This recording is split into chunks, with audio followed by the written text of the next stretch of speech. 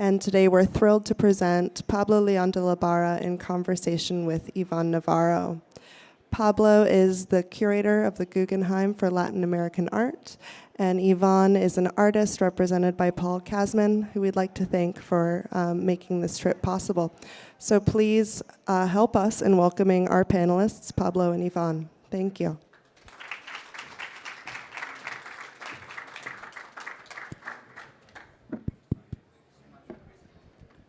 Hey, thank you everyone for being here.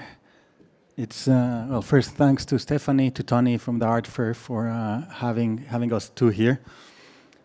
Iván is an artist born in Chile. He works in New York for many, many years. And he was born on the same year that I was, 1972. He was born December 21st, so on the solstice. I was born March 19 on the equinox. I don't know if that means anything or not. But anyway, that we're from the same generation, me born in Mexico City, and he thousands of miles to the south in Santiago de Chile. So very distant geographies, but very, very similar contexts with similar histories. Maybe not that much in touch or in context, but a kind of a shared sensibility. So I first met Iván in 2002, so already 14 years ago, in London. He was doing a residency at Gasworks Studios.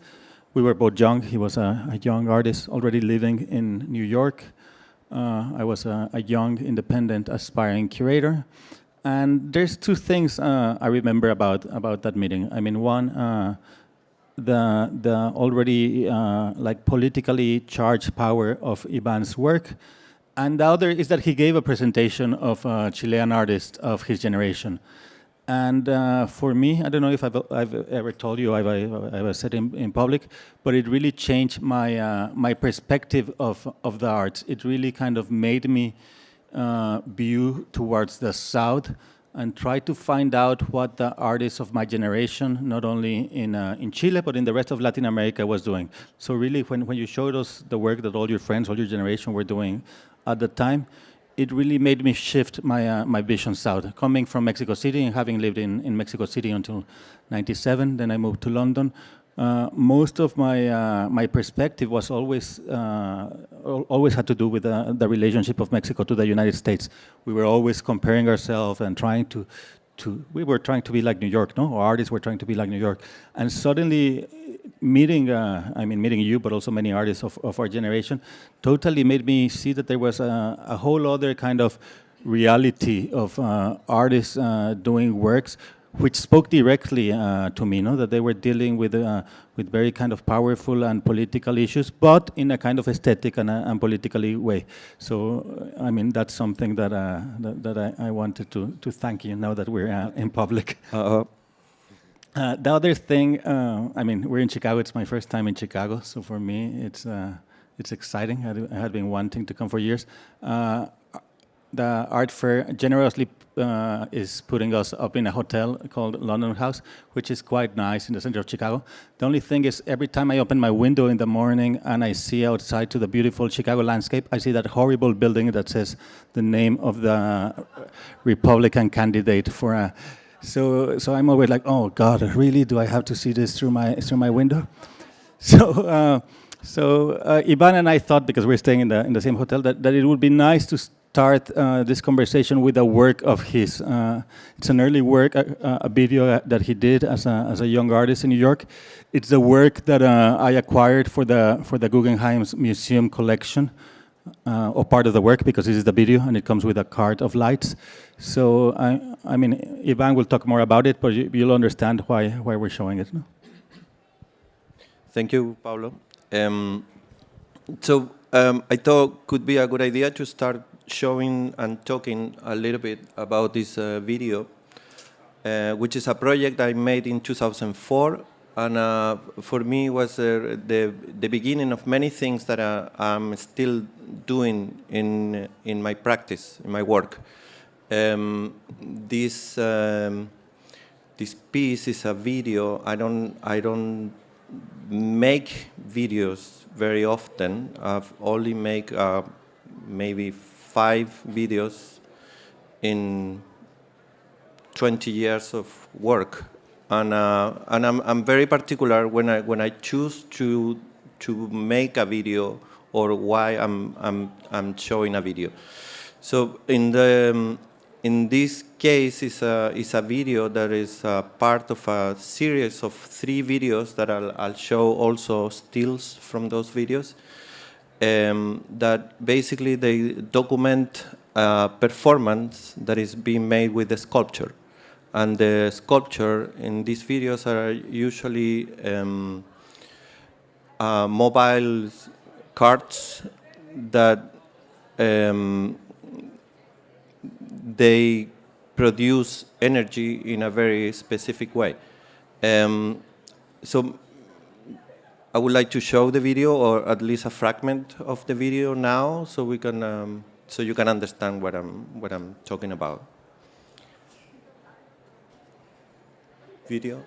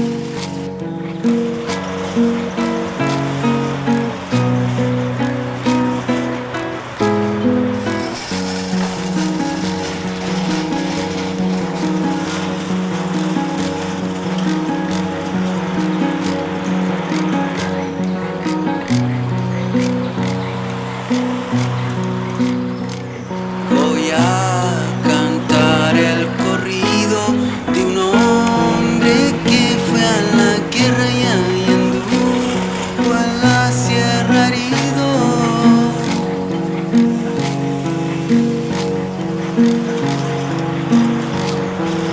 para conquistar su tierra.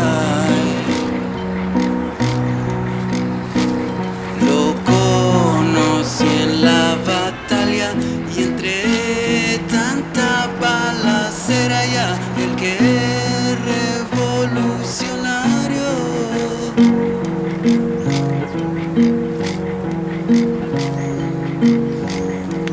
puede morir donde quiera.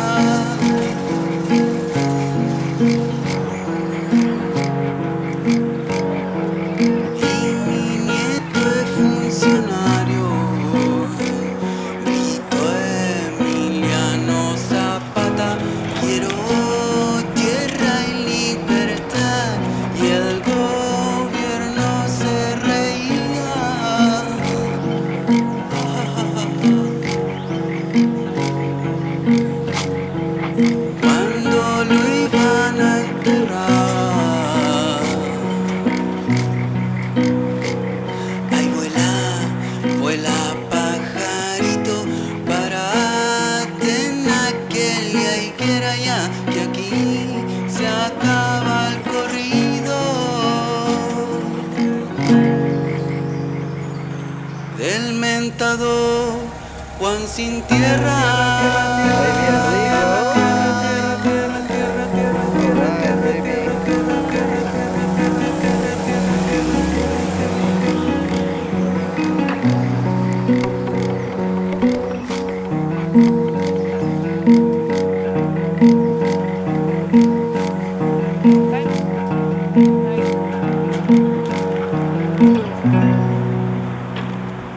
Okay, you can stop the video now. Yeah.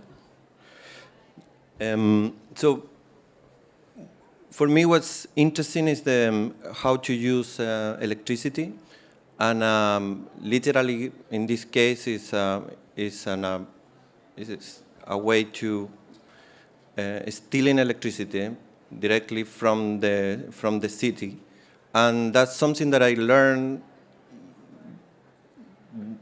long time before I made the video when I lived in Chile, and it comes from very marginal, let's say, shanty towns or very marginal situation, people with nothing, or homeless people who need to steal power some way to create an environment where they can live. So, and then when I moved to New York, I realized that there were many ways that, not many ways, but other people or situations that were using this kind of system to live or to work. And one situation is the people who make independent film and how they tap into the street lights and how they steal electricity in order to make their movies or film their movies. And then the other situation, which is the one that I was more interested, is the way homeless people live in New York.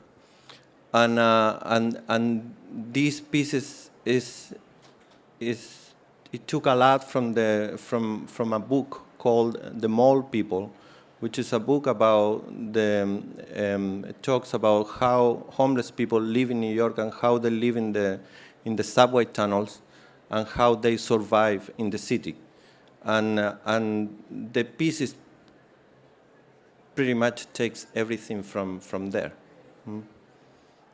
I don't know if you would like to add something. For me, the work is significant because of what Iván said, but I would also add 2 extra layers of readings. I mean, one, of course, is Iván as a young foreign artist at the time, as an outsider, and he's pushing the cart very symbolically through Chelsea, which at that time, and maybe still is, symbolically the powerful gallery district of New York. So you being an outsider artist from another country, pushing your artwork and finding ways into which to connect it to the system, to give it light, but also to show it without being inside the gallery system. So in a way, the artist as a young man, but also kind of finding ways into which make his work possible beyond the established structures of the system. I don't know if you want to talk a little bit. Yeah, no, and also one thing that it was also intentional was to make the piece in a Sunday when everything completely closed down in the neighborhood. So it was a way to make. Still, you can still make art, or you can still show art in this super high, expensive neighborhood where people buy art. But in a Sunday where everything is closed down, you can still make art, and that's a way to also make a little small critique to that system. And then the other thing that's very significant for me is this idea of the immigrant, of being someone from outside, and maybe this is why I was linking it to this morning experience of seeing the name of the Republican candidate on the building in front of the hotel, someone who has attacked immigrants, who has attacked differences, And really what you're doing is showing that maybe as an immigrant you only need to connect to the system, no? That you produce your own work, that immigrants really kind of produce their own, yeah, and that they only need to find ways to connect. So for me, it's another extra reading of the work that I don't know if it was there at the time, but again, it's a way in which works within time continue acquiring new ways to be read, which I think it's interesting, no? Yeah, and then later in 2006, there was another video. I'm only going to show the stills, but this is much more connected to what Pablo is saying now. This video was created more as a short movie, not as a documentary like the video before. Oh, sorry. How can I control the PowerPoint? Yes. Okay. So if you can see in the first picture up there is an image of a person stealing gasoline from a car, and then the gasoline goes into an electric generator, and then the person powers a wheelbarrow that in the movie is something that probably this person made to carry its belongings. Now the thing that his belongings is light, and he starts a journey through train tracks. And everything for me it has a very specific symbolism, which is about a person wandering around in this case, train tracks, which is connected to the idea of an interesting, for me, tradition of music in the US. And this is something that I also would like to say, like the connection to music that I have in my work is very deep, and it's very, very important, because there is a maybe 50% of the work is based in the history of specific songs, especially songs that come from the history of folk music in the US and in the Latin America. So this video was based in the song of an Argentinian folk singer who sings this song called "I'm Not From Here, I'm Not From There." And if you remember, the previous video was called Juan the Landless. So in these two songs, there is an idea that is to talk about the lack of identity, the lack of a place to live, the lack of a land, a specific land. And it's not just to talk about people who come to another country to make his life. It's more about talking about being in transit, being in something a little bit more ephemeral than being just an immigrant, as you were saying before. The song of the first video is Juan Sin Tierra, John the Landless. No, it's a song from the Mexican Revolution, and really has to do with this idea of the peasants, the descendants of the indigenous people of Mexico, wanting their land back from the big hacendados, the descendants of the colonial Spanish who had taken over the land. So this idea of the fight for land, or the plight for land, or being landless, is always in some way present in your work. I wanted to take a step back, and before continue talking about the relationship of your work to New York, I wanted to go back to that moment when you moved to New York, and a little bit to the moment also before, no, to you being in Chile, to studying arts. You were born, as I said, in 1971, a very symbolic year for Chile, which was when Salvador Allende, the socialist president, was elected democratically into power. 2 years later, in 1973, September 11, 1973, Allende was overthrown by a coup d'état, as you know, as most of you know, supported by the CIA, in which he took power over, and Allende was disappeared, no? As well as Víctor Jara, the singer of the folk song No soy de aquí ni soy de allá. So of course, this in some way must have had some effect in your work. Maybe not that one of the previous generation of Chilean artists, the artists of the 70s who were present and who were already adults when that situation happened, and whose work responded very kind of overtly politically and as activism, or in a very cryptic way in order to overpass the censors. So I'd like to think, one, what was the effect of all this history in your own work, and then two, to talk about this move to New York and how did it happen and why did it happen? Mm-hmm. Well, I went to art school right at the end of dictatorship. So I grew up. I went to all my school, high school, during the very difficult period in Chile.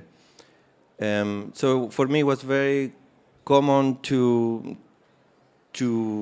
be during. I mean, to like probably every other night there was a blackout, or there was some shootings outside the house, and sometimes the whole family had to like throw ourselves in the floor because there was like people outside, having a little combat.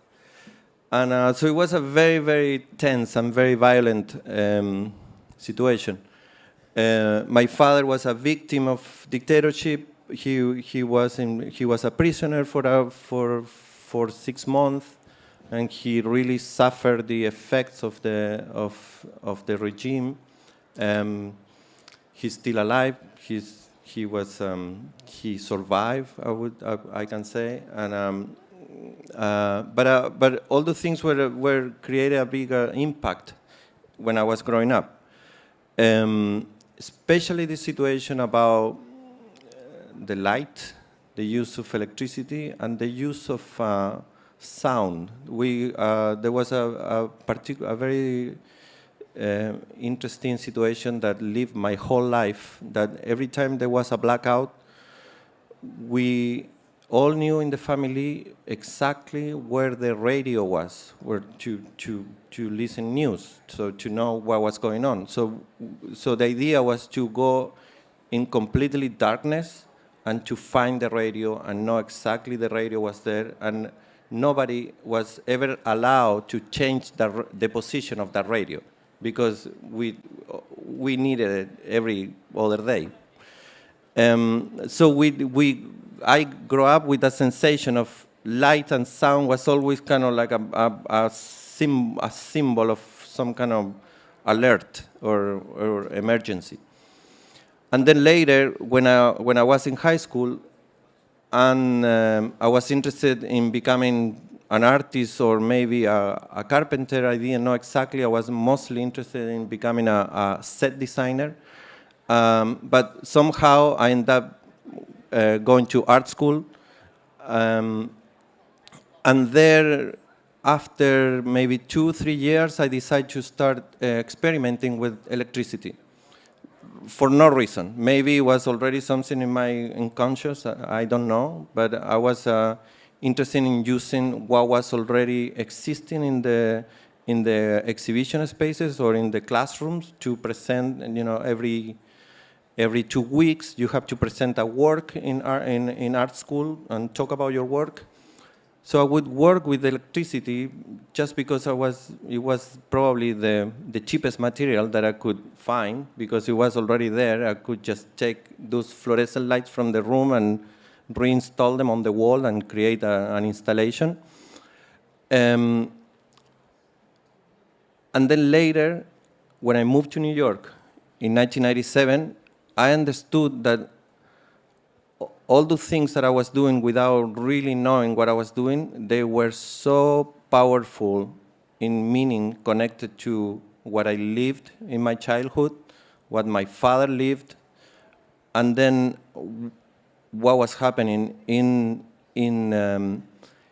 Chile politically, and then later even what was happening in the U.S. politically during right after the September 11, 2001, and what was happening in the Iraq War, what was happening in Guantanamo. So many things that they were unbelievable connected to the Chilean reality that I lived, then became very meaningful to me.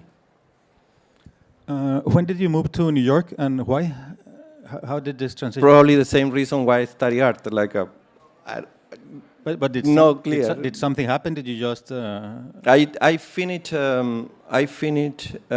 studying art, and then I was curious to travel and curious to leave the country because since I grew up in this situation, very complicated, politically very complicated, people weren't very, I mean, it wasn't very easy to travel outside the country during when I was growing up. So I never really had the opportunity to go to other countries. And my first trip, I remember I was 23 the first time I traveled outside Chile.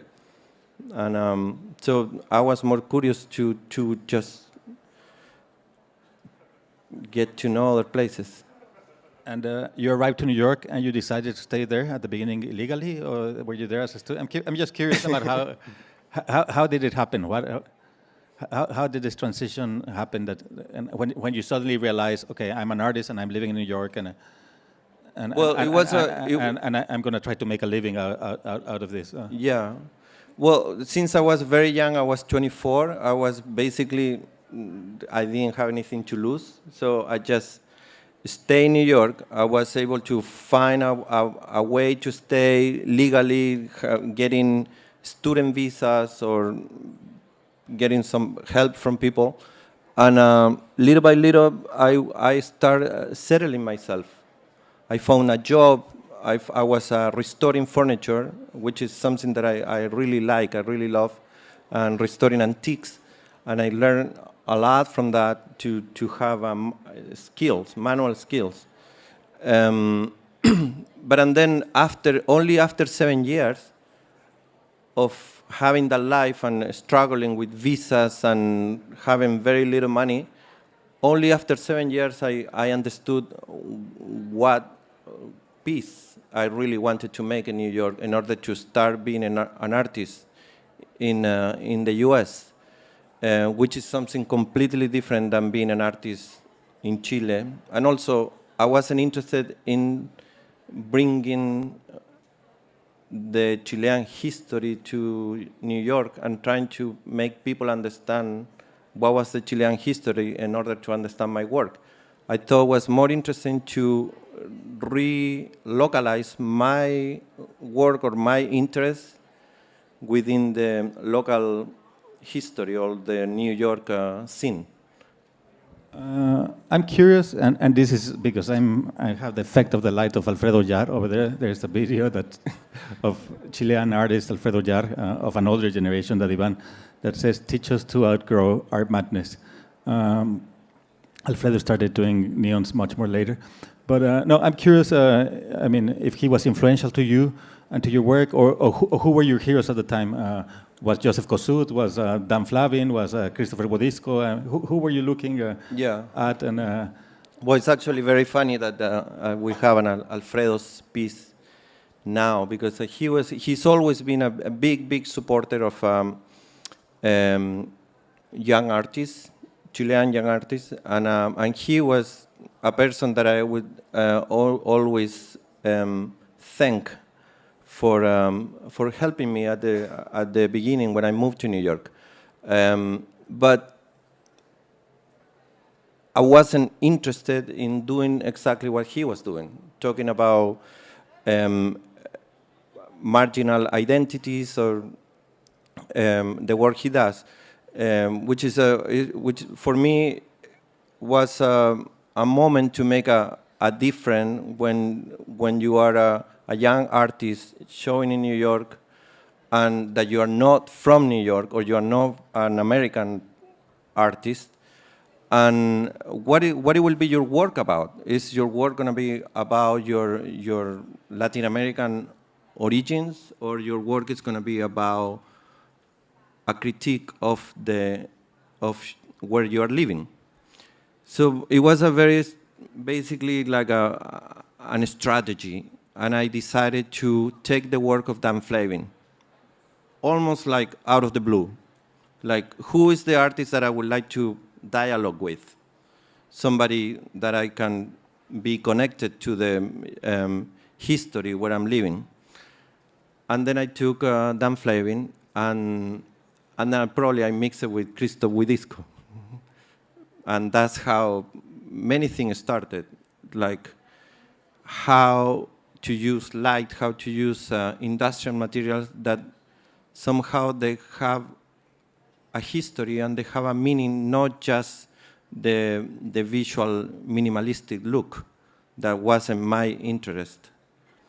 I would like to take that point that you mentioned, maybe on one hand, bringing that of the place where you come from, or that kind of baggage that one carries as a person, as an artist, and the other, how you connect or you work in the place you decide to settle. No, because I think both of these things are very present in your work. I was thinking also through seeing your work now. There's some art historians that have said that the difference between the conceptual art made in the 70s in Latin America was that, in a way, they were dealing with similar things as what the US American artists were doing, but they were bringing context and politics to the work, which in a way, the tradition of US American art, from abstract expressionism to minimalism to conceptualism, was basically, and in this way I'm being very kind of two-sided, but was basically to talk about the work itself, no? Art about art. And what artists in the 70s, especially in Latin America, were doing, they were using the work to talk about context, about politics. And I think that's, I mean, I don't know if you agree with what I'm saying, which is basically what a current of art critics says. But I think basically that's also what happens in your work. No? You bring a significance to the art object. No? You kind of infuse the object with reality, context, and politics. Yeah. I don't know, maybe, I mean, you can talk a little bit about that, but also we link it to this idea of the works that you did in the park in New York, no? Which very much relates to the idea of New York. No? Yeah, and this particular piece, and it's something I thought, this is my first time here in Chicago, and I thought it was a funny coincidence that those water towers are also very common here in the city. So I decided to take these objects that are very, very common in New York. They are almost in every rooftop in the city, and I decided to study them not just as their technicality of containing water, but the history of the water towers in the U.S. And that's how I get to a very interesting situation, which comes from in the 1920s in the U.S. This water tower, basically, they would symbolize where there was work in different towns in the U.S., where there was a possibility for people to find a place to live.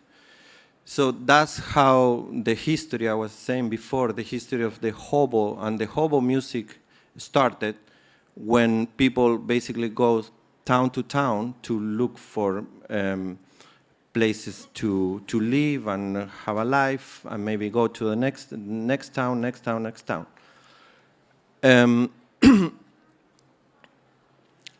There is a song very important in the history of folk music, written by Woody Guthrie, called "This Land Is Your Land." That's the name of the project, and if you remember, it makes all the connection with the other pieces that I've made in the past. Now, the decision was to take these water towers as a symbol of somehow symbol of life. Why? Because they basically contain water, and but each one was transformed into a light box. And if we can, so in each one, when you walk under the tank, you can see an image of a ladder, and then a text that it says bed, and then another text that it says me, but when you put me in front of a mirror, it turns into a we. So all the three images are basically based poetically in the lyrics of the song, "This Land Is Your Land," and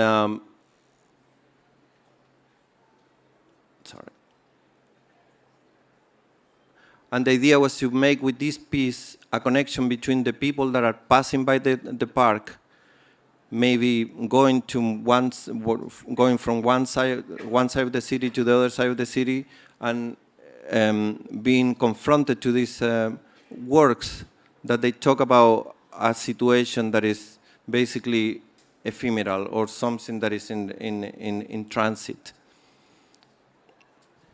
I would like you to talk a little bit more about this idea of reflection. If we go to one of the...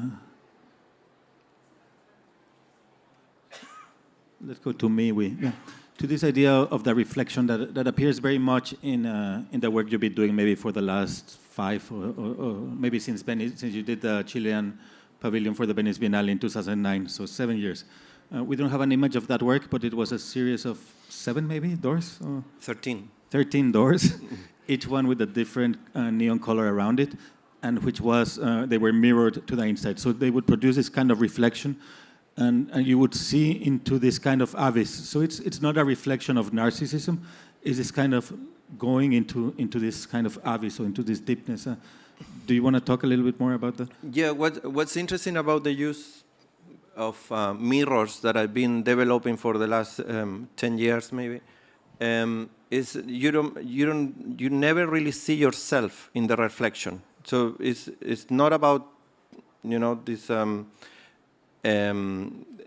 classic hedonistic situation that is when you use mirrors. It's more about the reflection that happens within the image that is inside the mirrors. The light box works with a layer of lights, and then a piece of regular mirror, and then in front another piece is called one-way mirror. And the one-way mirror is the same kind of mirror that is used in the police room where, I forgot the word, interrogation room, thank you. So basically one side is a mirror and the other side is just a regular glass. So what happens inside is a continuous repetition, or like an endless repetition of the same image many, many, many times. And then it takes the object to a completely different level, because it talks about three-dimensionality, it talks about space, illusion, fiction, many things that are basically connected to the narratives that I've been talking about.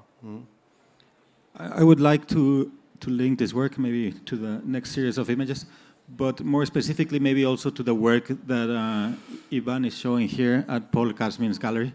So that's also an opportunity to see the work here live and experience one of your works live, better than seeing it in slide. So maybe you can talk about these bodies of work in relationship to the work that's here. No? Okay, so the piece here is a piece that has never been shown before, and it's a piece that will be shown in a couple of months. But it's similar to the one that is in the Paul Kasmin booth.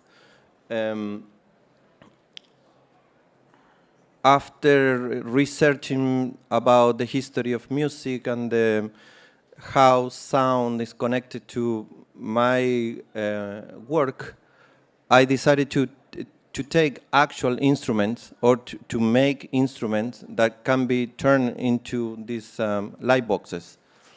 So this is a drum that is about 6 feet diameter, and the idea is you can see the drum in both sides.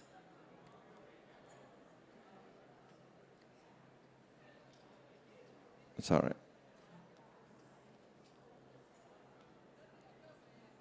So in one side of the drum, you can read the word silent, and in the other side of the drum, you can read the word listen. And of course, it is a play with the language of the two words that are basically written in the same way. But what for me was most interesting is how to work with this idea of language can also signify sound, not necessarily making sound, and also talking about this sort of like a anxiety situation of trying to create a sound without making a sound. And then, so there is a large series of sculptures that they have the shape of instruments, and the one that you can see here at Paul Kasmin, it says bomb. Now when it repeats, it says bomb, bomb, bomb, bomb, but at the same time, bombo is a very large drum in Spanish. Which reminds me, 2 years ago, I invited Ivan to DJ on a night for the Guggenheim. They were doing a young collectors night. And Ivan, as part of his side project as an artist, with some of the extra money that he makes, he supports young artists. Well, not young. He supports musicians. Everything, yeah. To produce records. So he has his own record label called Hueso Records. Hueso Records. It has its own website, Hueso. Yeah. And I had heard some of the material, which is really incredible because you have all generations and different kinds of music. And I remember when you played the music, people were very surprised that it was this very hard torture music. So it was yeah. But what's interesting about the record label, that was something that I've always been interested in music and working with musicians and obscure things underground, but at some point it became something completely necessary to create a label, because that's a way to get permissions to make art pieces, to make videos, to have all the rights. And it's much more easier to ask permission to use a song as a record label than as an artist. If you're an artist, you have to explain, what are you doing? What is this means? Like you have to tell the whole, give a whole art history class. Yeah, but in a way, I mean, what I find really interesting is that, I mean, that Ivan is also really supporting all these other musicians in making their projects visible and real, no? Which is also something that he does in supporting young Chilean artists through a grant program in helping them to go out of Chile, to do residencies elsewhere. So it's also that kind of, I would say, the extra job of the artist, no? How do you continue supporting the scene, no? We're running out of time. I just wanted to say that, was it 1 year or 2 years ago that I saw the retrospective of your work in Santiago? 2 years. 2 years ago. And I mean, for me, it was really significant also to see the whole body of work together. I think for you as an artist also to see your different moments in dialogue with each other. There's something that happens when an artist kind of can see all of his trajectory, and it opens you up to do new things. No, once that you've seen your past, it gives you a certain freedom to continue. So the question is, where is your work going next? And it also makes me think that that we definitely need a retrospective of your work in the USA, that people here need to see your work together, as I saw it in Chile. No? So any particular project that you're fixated and wanting to do, or that you would like to do in a near future? Or? Well, right now I'm preparing a show of new works that are connected to these pieces. and it will be at the galleries I work with. In New York, one is Paul Kasmin, and in Paris, Daniel Templon. And there is something that I'm very interested in working with galleries. There is something that not usually artists says, right? But I think there is a very good connection with the studio practice with gallerists. I feel that galleries are very connected to artists working in the studio and developing what an artist is doing in the studio, which is something interesting that not necessarily happen when you work with a curator. Now, you go to studio visit a lot, but but in general, I'm very interested in doing small projects. No, I mean, of course, I would like to have another big show in a museum. And in 2017, I'm doing a big show in Lima, in a museum called MAC, Museum of Contemporary Art in Lima. But I'm much more curious of doing small interventions. I think they're more productive than showing a whole body of work. So I think we ended here. Small interventions that make a difference. I don't know if anyone from the public wants to do a question or a comment. If you would introduce yourself, and Angelo, please, so people know who you are. Hi, I'm Angelo, and I live in Athens. And I wanted to ask you, because of this globalized art world now, do you think it's very, very important, a young artist or an artist in general, to live in New York? The context of New York, it's still important for an artist to develop? I don't think so. I don't think we actually, and I work with another person. We do fundraising to bring an artist from Chile to a very interesting residency in Rio de Janeiro called Capacech. And the idea is to bring these artists and connect them to a completely different reality. It's not about Europe, it's not about New York. It's about Latin America in that case. And that's how people get connected to other people in their same kind of scene or similar backgrounds. And that's the same way I learn, and that's the same way that's how we met, and that's how our dialogue started in 2002. And just by showing Chilean artists to a Mexican artist or a Mexican curator, and he realized how important was to get connected in that specific scene, and it's very, very productive. And I have many very good friends. They are very good artists that they've never shown in New York, and they have a fantastic body of work and a fantastic career. Thank you. Hi, I'm Key. I have a question for both Pablo and Iván. When you did your To Be Political, It Has to Look Nice show, 2003, so that was after you met Iván. Was any of Iván's work influenced your show, or was that train of thought? I mean, I can see this.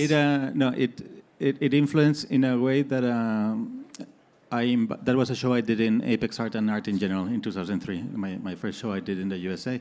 I was very young. It was a kind of a punk show, but I have good memory. But you put people that you met through. I showed Galería Chilena, a collective of Chilean artists that I saw through Iván's presentation. So yes, obviously it did have a resonance because I was a young curator. I didn't have budget to travel to Chile to meet artists, but internet was kind of starting to develop in a bigger way. So really it was contacting through emails and making it happen. We then showed Manuela Viragallo, etc., and a whole other things. Is this nice? Is Iván's work? It's technology as well as it is visual. No, the title of that exhibition was a project by an artist called Stefan Bruggemann, who at the time was doing a project called Show Titles, in which he was doing lists of titles for curators to use. So I asked him to give me, I don't know, if it was 30 or 50 options. And the one I chose was that one. And when I asked him where did it come from, he said that it was a reaction to his visit to Okwi Enwesor's Documenta, where he thought that many of the works, although they were political, they were very charged towards a documentation side, not towards the side of only documenting conflict. And that his interest, and I think the interest of many other curators, and I think that's where this could link, was in the linking of politics and aesthetics. No, again, I think it goes back to what I was saying before.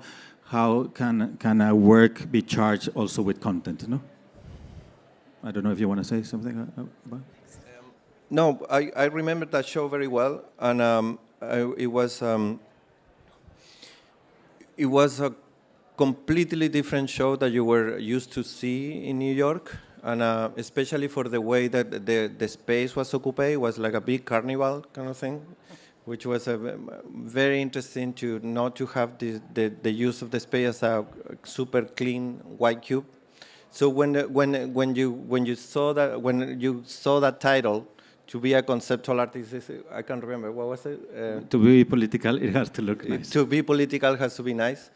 It was a completely, basically, an irony of artists that they were at that time were kind of like the political art became kind of like a school, and it became like a gallery, a sellable art. Mm? So it was I would say that was a good point of that show. One third and last question here.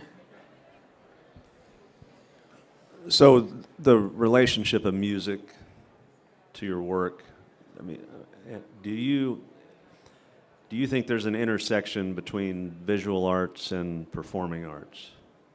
And that's just a question. And then, do you feel like there's an intersection in your work? Wait, I'm sorry. What will be the question? Sorry. The relationship between visual arts and then if you consider music performing arts, mm-hmm. How do they relate? What's the intersection? And what's the role of music in your work? Well, the role of music in the work is to create, or in the pieces is to try always. I always try to make a song, basically. I always try to tell a history. I always try to have a narrative. And the way in the pieces, what I try to put together is almost as if there is a melody happening between the components. Mm? So that's why for me, like that piece is as if it were a song, but without singing it. Mm? And so are the performances, so are the pieces, the videos. There is always a component, sort of like a moment of frustration where the song doesn't really happen. But that's the aim. Mm-hmm. So I think with this we finish. I'm going to use this moment just to advertise that in the booth next behind these walls, it's the Site Santa Fe Biennial booth. We're going to do a quick book launch and signing of the catalog of Much Wider Than a Line and a source book, an exhibition of which I was co-curator. So if you want to join us there, we'll be happy to have you there, and we can continue our conversation there. We want to thank EXPO Chicago and Iván Navarro for being here with us. Thank you, everyone.